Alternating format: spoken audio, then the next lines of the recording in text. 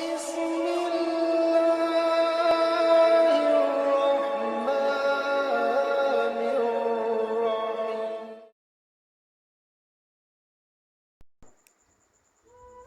تکبر سے دین اور ایمان جاتا ہے، چنانچہ شیطان تکبر کی وجہ سے ہی مردود اور ملعون ہوا۔ گھر میں غصہ ہونا گویا اسے ویران کرنا ہے۔ خدا کی ذات کے بعد کائنات میں اگر کچھ مکمل اور قابل تعریف ہے تو صرف محمد صلی اللہ علیہ وآلہ وسلم کی شخصیت ہے۔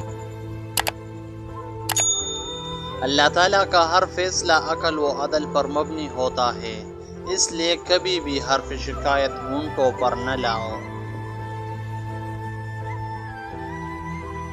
انسان کا سب سے بڑا کارنامہ یہ ہے کہ وہ اپنے دل اور زبان کو قابو میں رکھے۔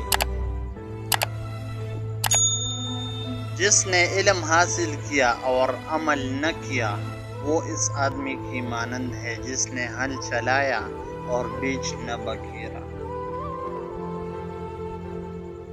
علم وہ نہیں جو آپ نے سیکھا ہے، علم تو وہ ہے جو آپ کے عمل و کردار سے ظاہر ہو۔ زمانے کا شکوہ نہ کرو بلکہ خود کو بدلو، کیونکہ پاؤں کو گندگی سے بچانے کا طریقہ جوتا پہننا ہے، نہ کہ سارے شہر میں قالین بچھانا۔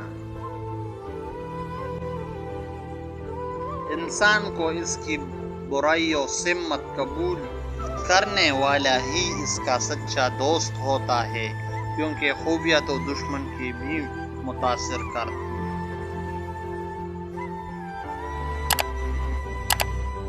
جو ظلم کے ذریعے عزت چاہتا ہے، اللہ تعالیٰ اسے انصاف کے ذریعے ذلیل کرتا ہے۔